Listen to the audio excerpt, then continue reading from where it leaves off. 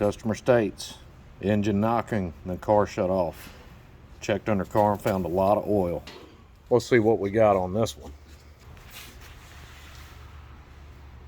All right, we got a little oil pan carnage there. Oh, connecting rod through the block. Like the starter got pegged right there in the back corner. Let's see what we got up here. Oh, I'd say that big old hole in the block is where your noise in your oil came from. I'd suspect that'd be it.